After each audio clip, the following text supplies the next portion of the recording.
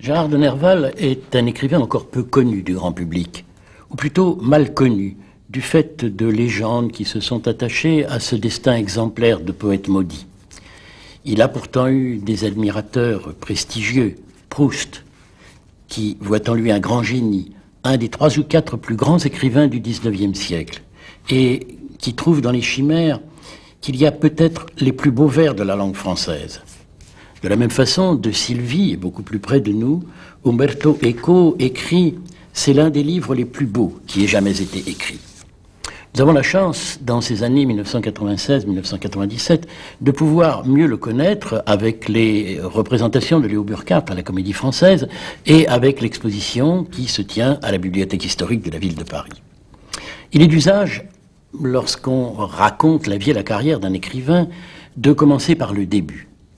Je ne le ferai pas, et j'aurai comme modèle Nerval lui-même, Nerval qui, lorsqu'il raconte la vie et la carrière de ces excentriques qu'il appelle des illuminés, ne cesse de multiplier les anticipations et les retours en arrière, et l'on sait bien sûr que Sylvie est un récit fondé en grande partie sur le réaménagement du temps. Nerval rêve de s'emparer du temps. De Goethe, il écrit « Pour lui, comme pour Dieu sans doute, rien ne finit ». Et il est donné à Faust de pouvoir s'élancer hors du fini, hors du solide, on pourrait même dire hors du temps.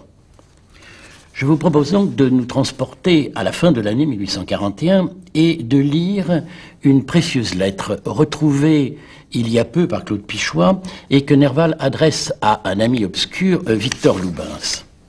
« Oh mon cher Loubens, que vous avez dû être étonné de tout le pauvre bruit que j'ai fait il y a quelques mois. Mais jugez de ma surprise à moi-même quand je me suis réveillé tout à coup d'un rêve de plusieurs semaines, aussi bizarre qu'inattendu. J'avais été fou, cela est certain. Si toutefois, la conservation complète de la mémoire et d'une certaine logique raisonnante qui ne m'a pas quitté un seul instant ne peut donner à mon mal d'autre caractère que ce triste mot, folie. Pour le médecin, c'était cela sans doute, bien qu'on m'ait toujours trouvé des synonymes plus polis. Pour mes amis, cela n'a pu guère avoir d'autre sens. Pour moi seul, cela n'a été qu'une sorte de transfiguration de mes pensées habituelles, un rêve éveillé, une série d'illusions grotesques ou sublimes qui avaient tant de charme que je ne cherchais qu'à m'y replonger sans cesse, car je n'ai pas souffert physiquement un seul instant, hormis du traitement qu'on a cru devoir m'infliger. Ce qu'il y avait de plus étonnant, et ce qui a maintenu le plus longtemps mes illusions, c'est que les autres fous me semblaient parfaitement raisonnables, et qu'entre nous, nous nous expliquions parfaitement toutes nos actions, tandis que c'étaient les médecins et nos amis qui nous semblaient aveugles et déraisonnants. Mon cher, que dire en effet à cela? On voit des esprits qui vous parlent en plein jour, des fantômes bien formés, bien exacts pendant la nuit. On croit se souvenir d'avoir vécu sous d'autres formes. On s'imagine grandir démesurément et porter la tête dans les étoiles. L'horizon de Saturne ou de Jupiter se développe devant vos yeux, des êtres bizarres se produisent à vous avec tous les caractères de la réalité. Mais ce qu'il y a d'effrayant, c'est que d'autres les voient, comme vous. Si c'est l'imagination qui crée avec une telle réalité, si c'est une sorte d'accord magnétique qui place plusieurs esprits sous l'empire d'une même vision, cela est-il moins étrange que la supposition d'êtres immatériels agissant autour de nous? S'il faut que l'esprit se dérange absolument pour nous mettre en communication avec un autre monde, il est clair que jamais les fous ne pourront prouver aux sages qu'ils sont au moins des aveugles. Du reste, en reprenant la santé, j'ai perdu cette illumination passagère qui me faisait comprendre mes compagnons d'infortune. La plupart même des idées qui m'assaillaient en tout ont disparu avec la fièvre et ont emporté le peu de poésie qui s'était réveillé dans ma tête. Il faut vous dire que je parlais en vers toute la journée et que ces vers étaient très beaux. Pour vous prouver du reste combien il y avait de lecture ou d'imagination dans mon état, je vais vous écrire quelques sonnets que j'ai conservés, mais dont je ne me charge pas de vous expliquer tout le sens. Ils ont été faits non au plus fort de ma maladie, mais au milieu même de mes hallucinations. Suivent alors 4 sonnets, dont 3 se retrouveront plus tard dans les chimères. La citation est très longue, mais elle constitue un commentaire extraordinaire du long séjour, 8 mois, que Nerval vient de faire dans la clinique du docteur Esprit Blanche à Montmartre. Si j'ai choisi cette année 1841, ce n'est pas que cet internement marque le début de la carrière de Nerval, mais c'est un tournant décisif, une métamorphose sur le plan poétique, et toute sa création va se trouver infléchie par cet internement. C'est cependant une catastrophe sur le plan social. De Montmartre, il écrit à son soi-disant ami Jules Janin, qui a fait passer dans le journal des débats une épitaphe de son esprit. « Mon cher Janin, pardon de vous écrire avec quelque amertume, mais comprenez donc que voici 7 mois que je passe pour fou grâce à votre article nécrologique du 1er mars. Je ne pourrai jamais me présenter nulle part, jamais me marier, jamais me faire écouter sérieusement. Réparez le mal en reprenant les éloges ou constatez bien votre erreur. » Catastrophe, mais en même temps révélation sur un plan spirituel, qui l'amène à s'interroger sur la notion même de folie.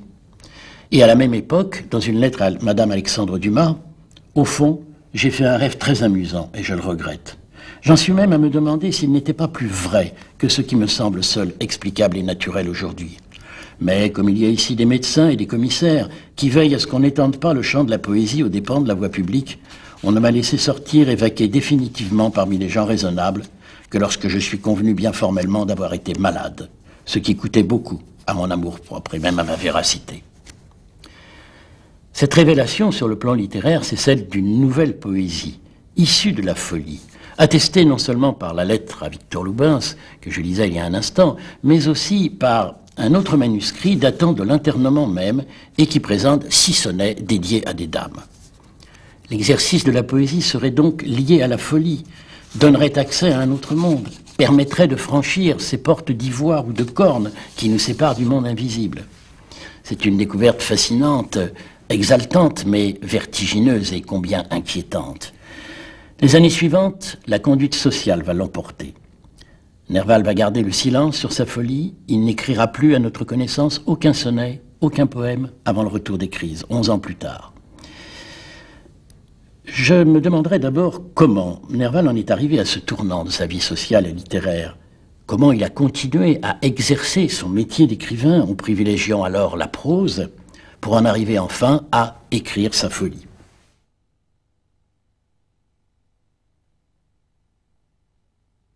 Dans Promenades et souvenirs, une de ses dernières œuvres, Nerval écrit « Je suis du nombre des écrivains dont la vie tient intimement aux ouvrages qui les ont fait connaître. » Les événements majeurs de la vie de Nerval se confondent en effet avec ses activités d'écrivain.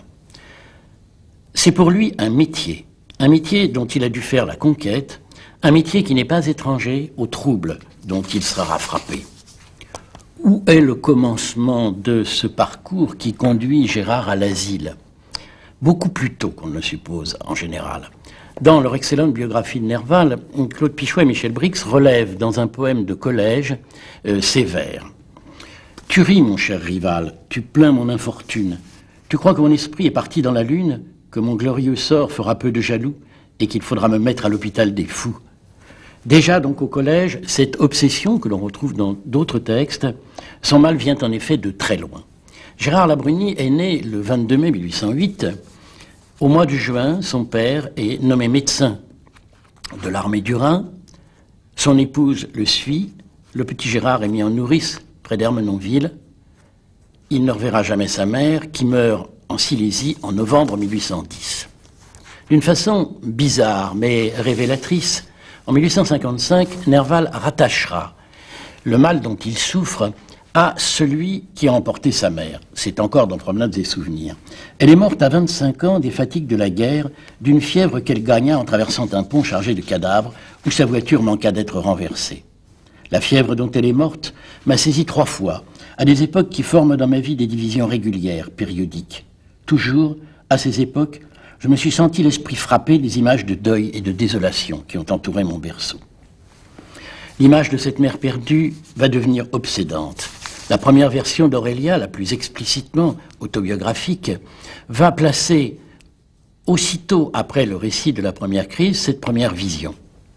Une femme vêtue de noir apparaissait devant mon lit et il me semblait qu'elle avait les yeux caves. Seulement, au fond de ses orbites vides, il me sembla voir sourdre des larmes brillantes comme des diamants. Cette femme était pour moi le spectre de ma mère, morte en Silésie. Cette obsession est l'obsession d'un manque, mais elle cache aussi un reproche implicite au père qui est responsable de la mort de cette mère, à la mère elle-même qui a préféré son époux à son enfant, 1853, il écrit à l'un de ses cousins « Aujourd'hui, jour anniversaire de celui où ma pauvre mère est morte en Silésie, suivant le drapeau de la France, mais laissant son fils orphelin. » Et plus encore, dans la version imprimée d'Aurélia, « Je n'ai jamais connu ma mère qui avait voulu suivre mon père aux armées, comme les femmes des anciens Germains. » La fin de la guerre, le retour du père, c'est un épisode dramatique à la fois pour l'enfant et pour la France.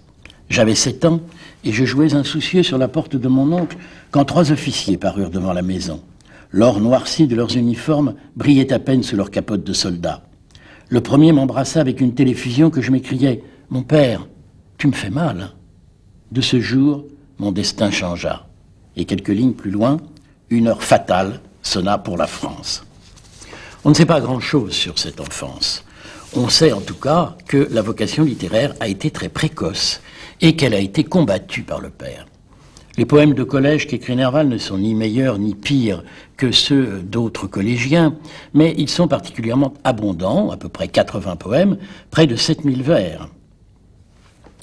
Et la révélation de Nerval au grand public, cette fois, sera la traduction de Faust qu'il entreprend en 1827, il n'a pas 20 ans, et qui est encore souvent rééditée de nos jours. Cette traduction lui apporte, sinon la gloire, du moins la célébrité. Il ne savait pas très bien l'allemand. A-t-il été aidé par son père, comme il le prétend? Ça paraît douteux car les rapports avec le père semblent bien avoir été très tendus. Car Gérard écrit, c'est vrai, mais il néglige les études. Le bac, il le passera sans gloire en 1829, à 21 ans. Le docteur Labruni voudrait que son fils soit médecin. C'est un long conflit qui commence. En 1832, Gérard paraît céder. Il fait des visites aux malades du choléra en compagnie de son père et il s'inscrit à la faculté de médecine. Mais ce n'est qu'une apparence. Durant ces années, il s'installe en fait dans une vie littéraire, en écrivant d'abord. Des traductions, des études sur la poésie allemande, une étude sur les poètes du XVIe siècle, des poèmes, un conte fantastique, des ébauches dramatiques qui ne verront jamais la scène. Mais il s'installe aussi dans une vie littéraire sur le plan social. Il fréquente le cénacle de Victor Hugo, il participe activement à la bataille d'Hernani, il fait partie d'un groupe de jeunes gens, écrivains et artistes excentriques et tapageurs, le Petit Cénacle, dont un membre, Jehan du Seigneur, un sculpteur, a la bonne idée de représenter ses camarades sur des médaillons de plâtre. C'est la seule image qui nous soit conservée du jeune Gérard. Le père est inquiet, on le saurait à moins. Gérard va désormais s'efforcer de le convaincre, et cela durera toute sa vie, que la littérature est un métier, une véritable carrière. De Vienne, il lui écrit, en novembre 1839, « Les jeunes gens qu'une malheureuse ou heureuse vocation pousse dans les arts ont en vérité beaucoup plus de peine que les autres, par l'éternelle méfiance qu'on a d'eux. L'avocat, le médecin peuvent être fort longtemps médecins sans malade ou avocats sans cause, qu'importe. Leurs parents sautent le pain de la bouche pour le leur donner. Mais l'homme de lettres, lui, quoi qu'il fasse, si haut qu'il aille, si patient que soit son labeur, on ne songe pas même qu'il a besoin d'être soutenu aussi dans le sens de sa vocation. Je comprends tout ce qu'il peut y avoir de déception, de crainte et peut-être de tendresse froissée dans le cœur d'un père. » Mais il poursuit, « Le travail littéraire se compose de 2 choses. Cette besogne des journaux, qui fait vivre fort bien, et qui donne une position fixe à tous ceux qui la vivent assidûment, mais qui ne conduit malheureusement ni plus haut ni plus loin. Puis le travail des livres, du théâtre, l'étude de la poétique, choses lentes, difficiles, qui ont besoin toujours de travaux préliminaires fort longs et de certaines époques de recueillement et de travail sans fruit. Mais aussi là est l'avenir, l'agrandissement, la vieillesse heureuse et honorée. Il faut y insister, la littérature est un métier qui s'apprend, un métier que Nerval va toujours exercer avec la plus grande conscience. C'est un métier aussi de l'ère industrielle, que Nerval explore à tous ses stades. Il manifeste un intérêt constant pour l'imprimerie, dont Faust est pour lui l'un des inventeurs. Parallèlement à sa traduction de Faust, il rédige l'ébauche d'un drame sur le thème de Faust, inventeur de l'imprimerie. Il dépose plutôt le brevet d'une machine à composer en 1845. Il participe à une polémique de presse en 1850 sur l'invention de l'imprimerie. Il écrira en 1851 un drame faustien consacré à un autre inventeur de l'imprimerie, Laurent Coster, c'est L'Imagier de Harlem. Il prétend avoir été apprenti compositeur. En somme, il est, tout comme Balzac, passionné par le livre dans tous ses états. Il s'intéresse aussi aux droits d'auteur, à la contrefaçon littéraire, qui est l'une des plaies de l'édition française, et il sera chargé d'une mission officielle en Belgique en 1840. Dans l'œuvre aussi se manifeste cette obsession de l'écrit. Les objets qui paraissent d'ordinaire dans le drame romantique, les poignards, les escaliers dérobés, etc., sont dans Léo Burckhardt des écrits. Les papiers des conjurés, des journaux, des livres. Dans Les Faux-Sauniers en 1850, récit fantaisiste à la manière de Sterne ou de Diderot, on voit apparaître le livre dans toutes les digressions. Loi sur la presse, recherche d'un livre introuvable, bibliothécaire, bibliophile, archives, lettres, reproduction de documents administratifs, de fables, de chansons, etc. Et l'on sait bien que dans Sylvie, le phénomène de mémoire que Proust admirait tant est provoqué non pas par une sensation comme celle de la petite Madeleine dans la tasse de thé, mais par une lecture. Nerval vit dans le monde des livres. Et ce monde des livres, c'est aussi celui des rêves. Or, la réalité de la vie littéraire est tout autre, et le rêveur risque de tomber de haut. Ce sont les réalités sordides représentées dans Illusions perdues par Balzac. Le monde des lettres est dominé par l'argent. Le jeune écrivain ne va pas tarder à connaître cette dure réalité. En 1834, il fait un petit héritage qu'il utilisera pour une part pour un voyage en Italie, mais pour une part importante à la fondation d'une revue littéraire qui est Le Monde dramatique. Il adore le théâtre, il est conscient de la puissance naissante de la presse, il a des collaborateurs parmi ses amis de la Bohème, mais il n'a aucun sens des réalités de l'édition, il faut bien le dire. La revue est luxueuse et se vend à un prix dérisoire, et en outre, le théâtre va connaître une crise par suite du rétablissement de la censure. La belle aventure dure moins d'1 an, c'est la faillite, la ruine et l'endettement pour longtemps. Le choc est rude pour celui qui jusqu'alors se faisait appeler Gérard et qui va prendre en 1836 le pseudonyme de Nerval, à la fois pour échapper à la lignée paternelle, mais aussi pour échapper aux créanciers, et qui va s'engager dans une véritable galère qui est celle du feuilleton dramatique, chaque jour rendre compte d'une représentation plus ou moins insipide, mais dans ces comptes rendus, on va trouver des développements tout à fait neufs et intéressants sur l'esthétique dramatique. Et en définitive, ces comptes rendus sont beaucoup moins insipides que les pièces auxquelles ils sont consacrés. Une autre galère, c'est aussi le début d'une collaboration avec Alexandre Dumas pour un livret d'opéra comique, 2 ou 3 drames, un engrenage qui pourrait lui être fatal. Heureusement, il y a des échappées. Ces échappées, ce sont les voyages. Autriche, Belgique, Orient, Hollande, Allemagne. Le grand voyageur qu'est Nerval considère certainement le voyage à la fois comme une thérapie et comme un aliment à sa création littéraire.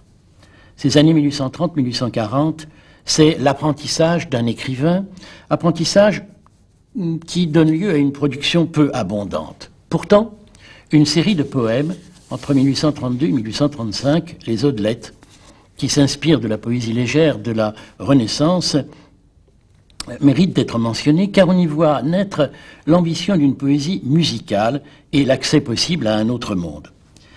Il est un air pour qui je donnerais tout Rossini, tout Mozart et tout Weber, un air très vieux, languissant et funèbre, qui pour moi seul a des charmes secrets.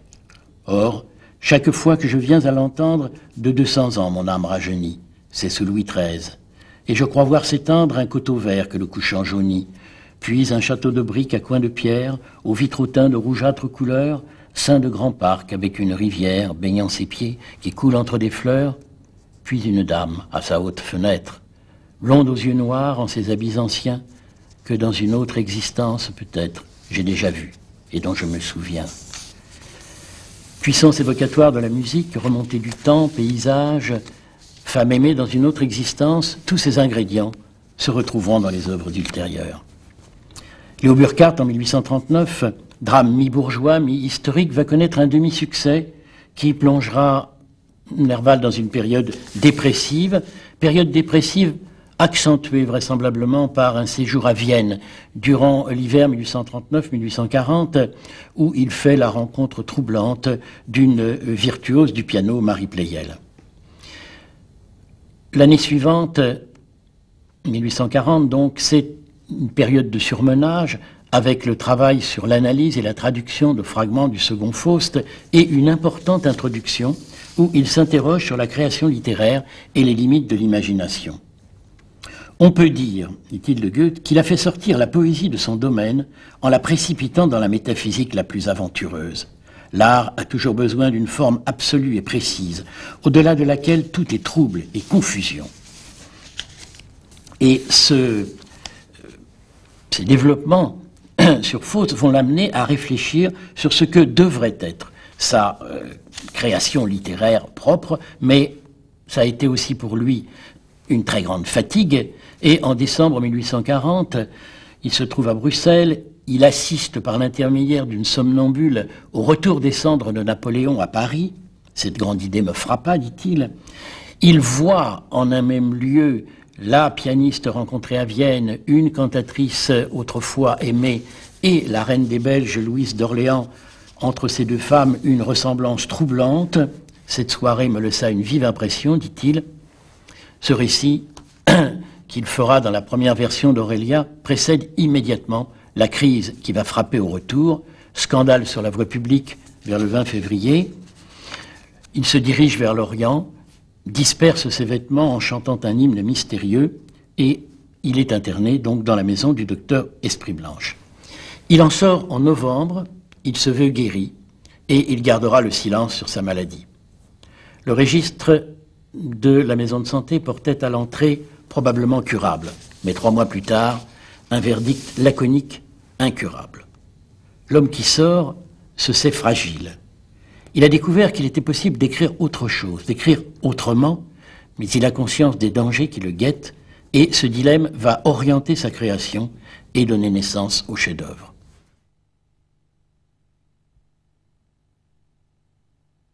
En 1852, Nerval commence la Bohème galante ainsi. « Mon ami, vous me demandez si je pourrais retrouver quelques-uns de mes anciens vers, et vous vous inquiétez même d'apprendre comment j'ai été poète, longtemps avant de devenir un humble prosateur. » Il paraît ainsi distinguer 2 époques dans sa carrière et faire de la première un simple apprentissage. Plus loin, il déclare « Il est difficile de devenir un bon prosateur s'il n'en a pas été poète. » Après la crise, il semble, nous le disions, avoir renoncé à la poésie, tourné la page. Il ne faut pourtant pas aller si vite. Ce long texte qu'est la Bohème galante contient un récit des années de jeunesse et d'apprentissage poétique, mais aussi la reprise d'un essai sur les poètes du XVIe siècle, la jeunesse de la poésie française. Il contient la narration capricieuse d'une promenade dans le Valois, mais cette promenade est le prétexte à une réflexion sur la poésie et ses rapports avec la musique. Je suis persuadé que tout poète ferait facilement la musique de ses vers s'il avait quelque connaissance de la notation, écrit-il. Il s'interroge aussi sur la possibilité pour la poésie de revenir aux sources. Discutant avec un critique musical, il note « Il paraissait craindre que l'innovation de l'auteur de Lohengrin, qui soumet entièrement la musique au rythme poétique, ne la fit remonter à l'enfance de l'art. Mais n'arrive-t-il pas tous les jours qu'un art quelconque se rajeunit en se retrempant à ses sources ? Pourquoi aussi notre poésie n'est-elle pas populaire comme celle des Allemands ? » Et sur l'apport possible d'une poésie populaire à la poésie tout court, il va écrire de longues pages et surtout citer de très nombreuses chansons et extraits de chansons pour tirer de l'oubli cette poésie qui, dit-il, n'aurait pas pu être comprise des poètes académiques du XVIIe et du XVIIIe siècle, pas plus que les paysans n'eussent admiré leurs odes, leurs épîtres et leur poésie fugitive, si incolore, si gourmet. Mais la Bohème galante, c'est aussi le prétexte pour lui à citer sa propre poésie, poèmes de jeunesse et vers d'opéra. 6 mois plus tard, il récidive avec les petits châteaux de Bohème et manifeste cette fois plus de hardiesse, puisqu'il va y faire figurer 7 sonnets précédé de cette introduction. Château de cartes, château de Bohême, château en Espagne, telles sont les premières stations à parcourir pour tout poète. Comme ce fameux roi dont Charles Nodier a raconté l'histoire, nous en possédons au moins 7 de ceux-là pendant le cours de notre vie errante. Et peu d'entre nous arrivent à ce fameux château de briques et de pierres, rêvé dans la jeunesse, d'où quelques belles aux longs cheveux nous sourient amoureusement à la seule fenêtre ouverte, tandis que les vitrages treillissés reflètent les splendeurs du soir. En attendant, je crois bien que j'ai passé une fois par le château du diable. Je ne veux ici que donner le motif des vers suivants, conçus dans la fièvre et dans l'insomnie. Cela commence par le désespoir et cela finit par la résignation. Suivent alors 5 sonnets écrits durant la crise de 1841. A-t-il renoncé depuis à la création poétique? On pourrait dire qu'il l'a plutôt refoulée, car un peu plus d'1 an plus tard, au début de 1854, il joint in extremis, semble-t-il, 12 sonnets, les chimères, aux nouvelles des filles du feu, et l'ensemble est précédé de cet avertissement adressé à Alexandre Dumas. Et puisque vous avez eu l'imprudence de citer un des sonnets composés dans cet état de rêverie supernaturaliste, comme diraient les Allemands, il faut que vous les entendiez tous. Vous les trouverez à la fin du volume. Ils ne sont guère plus obscurs que la métaphysique d'Hegel ou les mémorables de Swedenborg, et perdraient de leur charme à être expliqués si la chose était possible. Concédez-moi du moins le mérite de l'expression.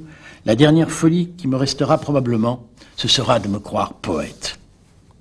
S'agit-il donc d'une simple reprise de poèmes existants? N'y a-t-il aucune création? Il faut y regarder de plus près.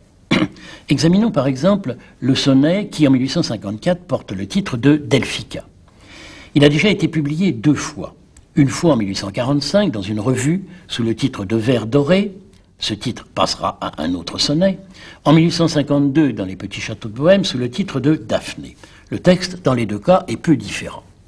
Mais si nous regardons le sonnet manuscrit de 1841 à J.Y. Colonna, nom déguisé de la cantatrice Jenny Colomb, nous apercevons que le sonnet publié en 1845 comme en 1854 résulte d'un bricolage.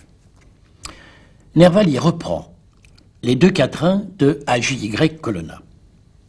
Il utilise le 2e tercet de À Madame Aguado, fortement modifié.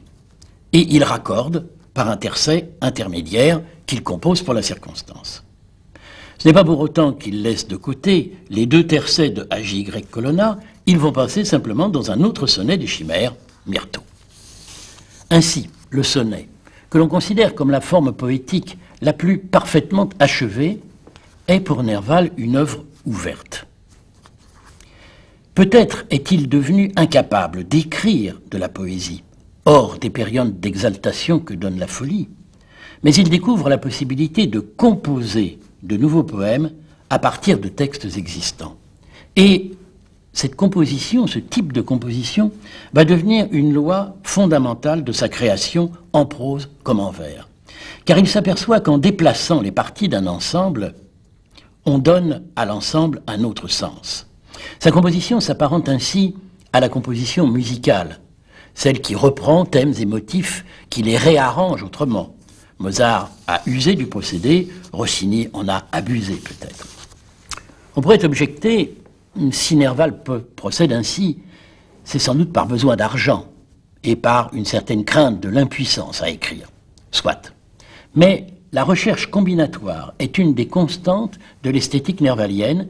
Dans une chronique dramatique sur une tragédie obscure, le 7 avril 1844, il écrivait « Le nombre des sujets dramatiques tels que les veut la tragédie, en dehors de tout arrangement de couleurs locales et d'actions enchevêtrées selon le goût moderne, est nécessairement borné. » Examinant ensuite les passions qui peuvent donner lieu à une action tragique, il reconnaît avoir tracé autrefois, pour son instruction personnelle, un tableau complet en 24 cases de toutes les combinaisons possibles de passions tragiques traitées ou à traiter encore. Et il conclut, aussi bien, n'y a-t-il pas plus de mérite même à tirer de l'intérêt d'une situation 100 fois traitée? Recherche, expérimentation, combinatoire, ce sont là des clés de l'esthétique nervalienne. De 1841 à 1852, il va expérimenter différents genres littéraires, romans épistolaires, romans historiques, contes, nouvelles, romans parodiques, mélange de vers et de prose, etc. tout en reprenant et en combinant différemment des textes qu'il a déjà publiés. Alors, on peut s'interroger, Nerval, qui attache une si grande importance au point de vue, a-t-il pressenti la relativité de l'organisation spatiale aux yeux d'un voyageur qui se déplace, tel que Proust la mettra en lumière dans l'épisode des Clochers de Martinville? Ce serait peut-être excessif, mais la déambulation est une autre constante de l'œuvre en prose. L'Orient, l'Allemagne, mais aussi Paris et le Valois sont parcourus en tous sens par le narrateur comme par ses personnages. L'organisation de l'espace est aussi importante dans une nouvelle comme Sylvie que l'organisation du temps. Après Chateaubriand et avant Proust, Nerval est le grand poète de l'espace-temps. Celui qui met en lumière les rapports mystérieux qui unissent notre vie au lieu, celui pour qui, comme pour Proust, il y a toujours deux côtés, en apparence incompatibles, mais dont on s'aperçoit qu'ils ont des rapports. Peut-être attribue-t-il cette bipartition de l'espace à son origine. Il est, comme Victor Hugo, l'enfant des contraires. J'aime beaucoup Paris, où le hasard m'a fait naître, mais j'aurais pu naître aussi bien sur un vaisseau. Un homme du Midi, s'unissant par là, par hasard, à une femme du Nord, ne peut produire un enfant de nature lutétienne. Une double origine qui va peut-être lui donner le sentiment de sa propre dualité, d'une identité difficile à saisir et, dans les périodes hallucinatoires, qui va provoquer l'apparition d'un double hostile. Et sur ce point, l'écriture en prose va, il s'en aperçoit, présenter aussi des dangers. Le premier de ces dangers, c'est de mêler la vie et l'œuvre. Arriver à ne plus distinguer l'une de l'autre. C'est le cas pour Rétif de la Bretonne, dont Nerval écrit la biographie, et dont il dit que tous les romans ne sont que des versions diverses des aventures de sa vie. Ou plus grave encore, celui que court Jacques Cazotte, le poète qui croit à sa fable, le narrateur qui croit à sa légende, l'inventeur qui prend au sérieux le rêve éclos de sa pensée. Il y a là comme une pente fatale. Et dans la dédicace à Alexandre Dumas des Filles du Feu, que je citais il y a un instant, il écrit « Il est, vous le savez, certains conteurs qui ne peuvent inventer sans s'identifier aux personnages de leur imagination. Eh bien, comprenez-vous que l'on arrive pour ainsi dire à s'incarner dans le héros de son imagination, si bien que sa vie devienne la vôtre, et qu'on brûle des flammes factices de ses ambitions et de ses amours. » Cette confusion amène Nerval, prosateur, à écrire le plus souvent à la première personne. Et il y a là un autre danger, celui de se mettre à nu, de s'exposer en sujet de pathologie et d'anatomie morale, comme il le dit de Rétif de la Bretonne. D'être prisonnier de sa création au point d'en venir à s'écrier, toujours comme Rétif, « Sais-tu ce que nous faisons, nous autres, de nos amours? Nous en faisons des livres pour gagner notre vie. » Faudra-t-il en arriver à tout avouer, même la folie? Longtemps, Nerval refuse. Mais le retour des crises va amener une toute autre perspective.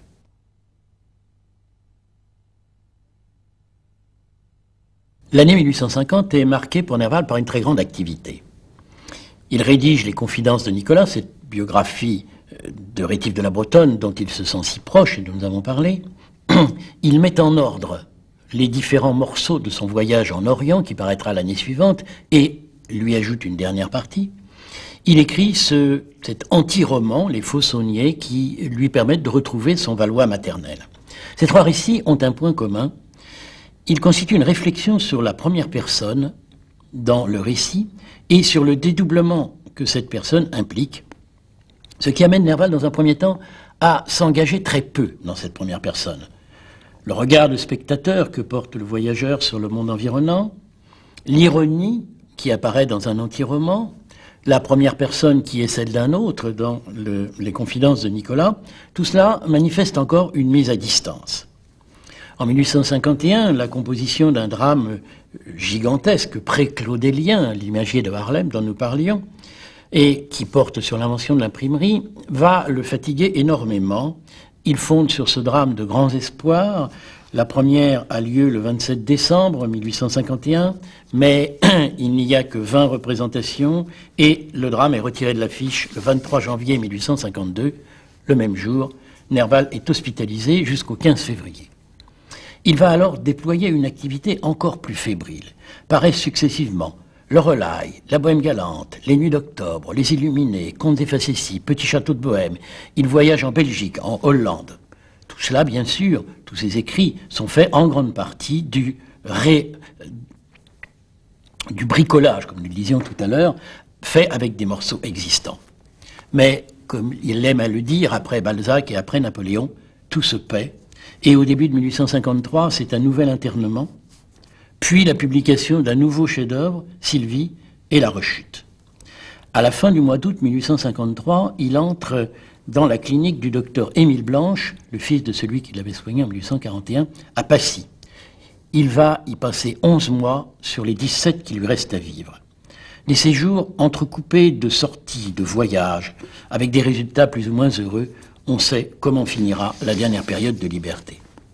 C'est à la clinique qu'il écrit la majeure partie de ses dernières œuvres, Les ultimes sonnets des chimères, Pandora, Promenades et souvenirs, Aurélia, dans des conditions certainement difficiles. Nous avons d'étranges manuscrits écrits en partie à l'encre rouge.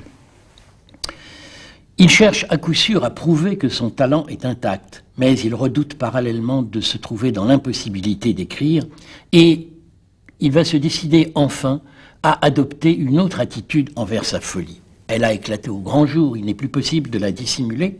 Il reste à la faire connaître comme autre que ce que le commun des mortels perçoit. Il reste, sans affirmer trop explicitement sa nature divine, car alors il retomberait sous le coup de l'accusation de théomanie qui lui a été appliquée, il reste plus profondément à comprendre, à interpréter son histoire, à interpréter les révélations qu'il pense avoir reçues. Ce qui va l'amener à confondre sa propre histoire et l'histoire de l'univers dans une réflexion métaphysique sur le moi et sur le temps. Il oscille entre trois types d'explications. Une explication philosophique, le monde et la destinée seraient régis par le hasard. Une explication païenne, où le temps cyclique amènerait les réincarnations des êtres. Et une explication chrétienne, celle vers laquelle il va tendre de plus en plus, celle selon laquelle sa vie d'épreuve aurait un sens, serait un destin, mais où l'inquiétude règne sur le salut final. C'est à la lumière de ces interrogations qu'il faut lire les œuvres de la fin, même Sylvie. Sylvie, dont la limpidité d'écriture, la grâce champêtre des paysages et des scènes, laisse souvent entrevoir d'une manière quasi mozartienne des profondeurs vertigineuses. Confusion des époques, doute sur la réalité du souvenir. En me retraçant ces détails, écrit-il, j'en suis à me demander s'ils sont réels, ou bien si je les ai rêvés. Le frère de Sylvie était un peu gris ce soir-là. L'apparition d'Adrienne est-elle aussi vraie que ces détails et que l'existence incontestable de l'abbaye de Chailly? Ce souvenir est une obsession peut-être. Le narrateur est à la fois rassuré et inquiété par l'explication que lui fournit le souvenir. Tout m'était expliqué par ce souvenir à demi rêvé. Cet amour vague et sans espoir, conçu pour une femme de théâtre qui tous les soirs me prenait à l'heure du spectacle pour ne me quitter qu'à l'heure du sommeil, avait son germe dans le souvenir d'Adrienne, fleur de la nuit éclose à la pâle clarté de la lune, fantôme rose et blanc glissant sur l'herbe verte à demi baignée de blanche vapeur. Ambiguïté de la gracieuse apparition, inquiétude tournant aussitôt à la panique devant une identité possible des deux femmes. Aimer une religieuse sous la forme d'une actrice, et si c'était la même? Il y a de quoi devenir fou. C'est un entraînement fatal où l'inconnu vous attire comme le feu follet sur les gens d'une eau morte. Adrienne, religieuse et rassurante, elle ressemblait, nous dit-il, à la Béatrice de Dante souriant au poète errant sur la lisière des saintes demeures. Et plus tard, elle aura une tête angélique, mais elle est aussi un fantôme, un spectre funeste. Ce vertige peut arriver à toucher l'identité du moi lui-même. Dans le plus connu des derniers sonnets, écrit en 1853, El Desdichado, l'identité du locuteur est affirmée, mais aussitôt morcelée en 4 désignations. Je suis le ténébreux, le veuf, l'inconsolé, le prince d'Aquitaine à la tour abolie. Et l'utilisation de l'article défini tente à faire du je une ou plusieurs figures allégoriques. À peine affirmée, cette identité est remise en question. Au vers 9, on va trouver une question. Suis-je amour ou Phébus? Lusignan ou Biron? Là encore, 4 propositions. On peut ajouter que dans le sonnet, il va y avoir 4 objets perdus, le Posillipe, la mer d'Italie, la fleur, la treille, et 4 femmes, la reine, la sirène, la sainte, la fée. On est stupéfait et presque effrayé par la lucidité, par la maîtrise que suppose la composition d'un sonnet aussi structuré sur une donnée aussi délirante. Les 2 dernières œuvres de Nerval ont été écrites apparemment en même temps, toutes 2 publiées simultanément en revue dans le dernier mois de sa vie, toutes 2 inachevées et publiées en partie de façon posthume. Elles laissent apparaître très clairement le dilemme, hasard ou destin. Promenades et souvenirs, loin des hantises maladives,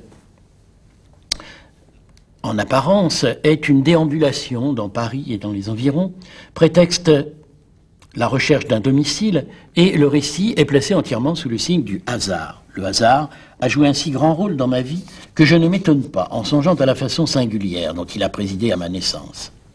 Le hasard qui pourrait fournir une demeure au poète errant. À la fin du texte, il se réfugie dans la roulotte de saltimbanque. Pourquoi ne pas rester dans cette maison errante, à défaut d'un domicile parisien?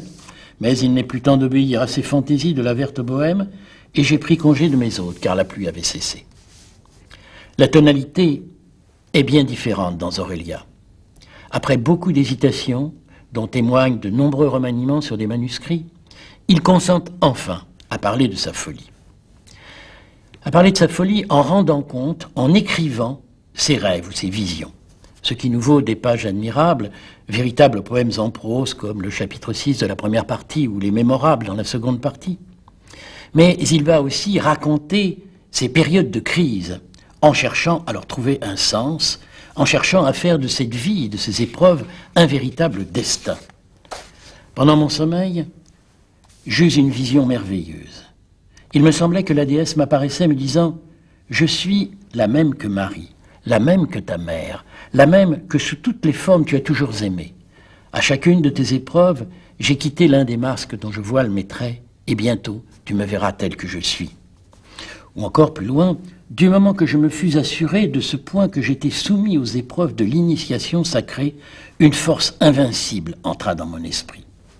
Mais ces certitudes sont bien fragiles, et par instants le doute réapparaît. Le destin pourrait être fatal, et la volonté de s'emparer de ce destin pourrait bien être sacrilège. C'est ainsi que je m'encourageais à une audacieuse tentative. Je résolus de fixer le rêve et d'en connaître le secret. Pourquoi, me dis-je, ne point enfin forcer ces portes mystiques, armer de toute ma volonté et dominer mes sensations au lieu de les subir? Entrant pleinement avec Aurélia dans le processus autobiographique qui consiste à se regarder à distance, le narrateur voit apparaître son double, cette présence hallucinante et menaçante qui le dépouille de la femme aimée, lui vole sa vie en quelque sorte. Et dans ce récit pathétique, on sent Nerval animé aussi d'un désir de justification. Au cri de Rousseau, on me croit méchant, répond celui de Nerval, on me croit fou. Et il va élaborer pour cela une stratégie d'écriture particulièrement retorse, dont je vais donner 2 exemples. La première page du récit d'abord, où il place d'emblée vision et rêve sur le même plan, l'un et l'autre ouvrant sur un autre monde. Le rêve est une seconde vie. Je n'ai pu percer sans frémir ces portes d'ivoire ou de cordes qui nous séparent du monde invisible. Les premiers instants du sommeil sont l'image de la mort. Un engourdissement nébuleux saisit notre pensée et nous ne pouvons déterminer l'instant précis où le moi, sous une autre forme, continue l'œuvre de l'existence. C'est un souterrain vague qui s'éclaire peu à peu et où se dégagent de l'ombre et de la nuit les pâles figures gravement immobiles qui habitent le séjour des limbes. Puis le tableau se forme, une clarté nouvelle illumine et fait jouer ces apparitions bizarres. Le monde des esprits s'ouvre pour nous. On a pu remarquer l'emploi du « nous » qui embarque le lecteur dans cette confusion entre le rêve et la vision. Et il poursuit aussitôt en embarquant non seulement le lecteur, mais d'indiscutables génies. Swedenborg appelait ces visions « mémorabilia ». Il les devait à la rêverie plus souvent qu'au sommeil. Landor d'Apulée, la Divine Comédie de Dante sont les modèles poétiques de ces études de l'âme humaine. Je vais essayer, à leur exemple, de transcrire les impressions d'une longue maladie qui s'est passée tout entière dans les mystères de mon esprit. Et je ne sais pourquoi je me sers de ce terme maladie, car jamais, quand est-ce qui est de moi-même, je ne me suis senti mieux portant. Faut-il appeler fou aussi? C'est Swedenborg, Dante et Apulée. Le second procédé est relatif au point de vue adopté par le narrateur. Le narrateur est supposé guéri et il n'adopte jamais expressément le point de vue du rêveur visionnaire. De là des formules de mise à distance, je croyais, il me semblait, etc., qui désamorcent une accusation possible. Mais il va jouer un jeu beaucoup plus subtil et arriver parfois à imposer au lecteur le choix d'une explication absolument irrationnelle. Ainsi, il est au Jardin des Plantes.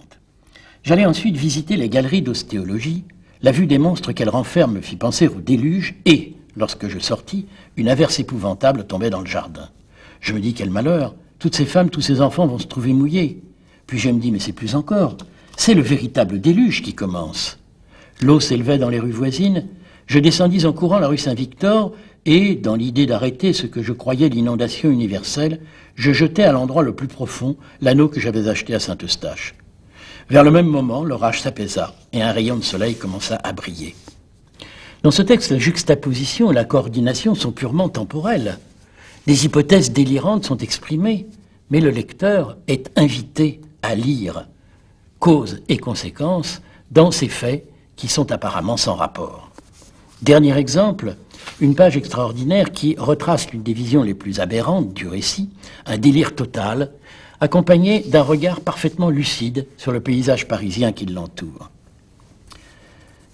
Il est place de la Concorde, les étoiles brillaient dans le firmament. Tout à coup, il me sembla qu'elles venaient de s'éteindre à la fois, comme les bougies que j'avais vues à l'église. Je crus que les temps étaient accomplis et que nous touchions à la fin du monde, annoncée dans l'Apocalypse de Saint Jean. Je croyais voir un soleil noir dans le ciel désert et un globe rouge de sang au-dessus des Tuileries. Je me dis, la nuit éternelle commence et elle va être terrible. Que va-t-il arriver quand les hommes s'apercevront qu'il n'y a plus de soleil? Je revins par la rue Saint-Honoré et je plaignais les paysans attardés que je rencontrais. Arrivé vers le Louvre, je marchais jusqu'à la place et là, un spectacle étrange m'attendait. À travers des nuages rapidement chassés par le vent, je vis plusieurs lunes qui passaient avec une grande rapidité. Je pensais que la Terre était sortie de son orbite et qu'elle errait dans le firmament comme un vaisseau dématé, se rapprochant ou s'éloignait des étoiles qui grandissaient ou diminuaient tour à tour. Pendant 2 ou 3 heures, je contemplais ce désordre et je finis par me diriger du côté des Halles. Les paysans apportaient leurs denrées et je me disais, quel sera leur étonnement en voyant que la nuit se prolonge. Cependant, les chiens aboyaient ça et là et les coqs chantaient. Même si la conclusion de ce récit traduit une certaine résignation, telles sont les idées bizarres que donnent ces sortes de maladies, je reconnus en moi-même que je n'avais pas été loin d'une si étrange persuasion. Les soins que j'avais reçus m'avaient déjà rendu à l'affection de ma famille et de mes amis, et je pouvais juger plus sainement le monde d'illusions où j'avais quelque temps vécu. Nerval reste cependant convaincu de la valeur de son expérience et il poursuit aussitôt, ce sont les derniers mots, « Toutefois, je me sens heureux des convictions que j'ai acquises et je compare cette série d'épreuves que j'ai traversées à ce qui, pour les anciens, représentait l'idée d'une descente aux enfers. »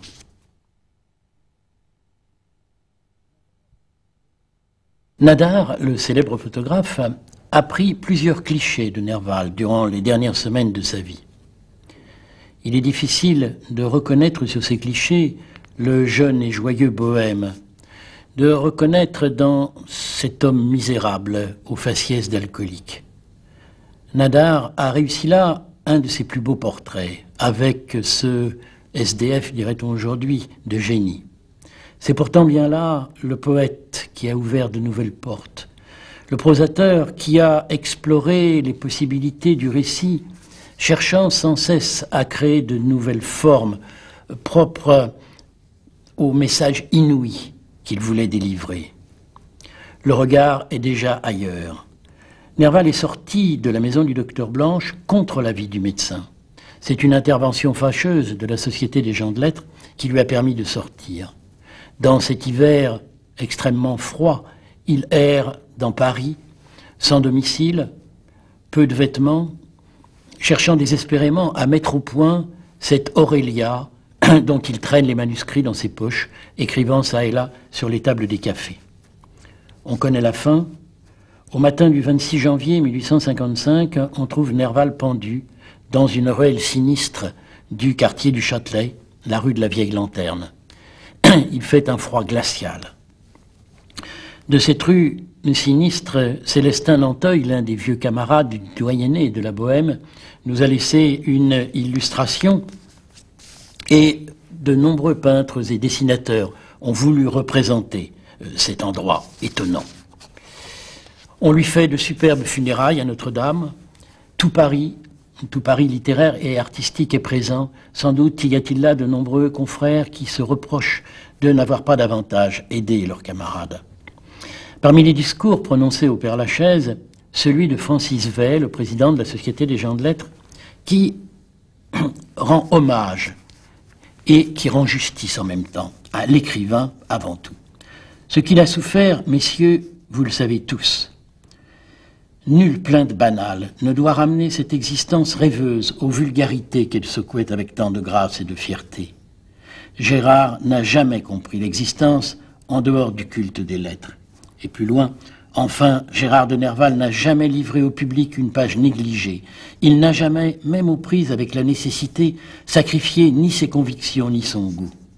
Inclinons-nous, messieurs, devant cette conscience littéraire la plus rigide, je le dis tout haut, qui ait honoré notre époque. Celui qui terminait là misérablement son existence terrestre écrivait à son père 8 mois auparavant, c'est le 31 mai 1854, ces lignes. « Ma situation est bonne, quoique toute dans l'avenir.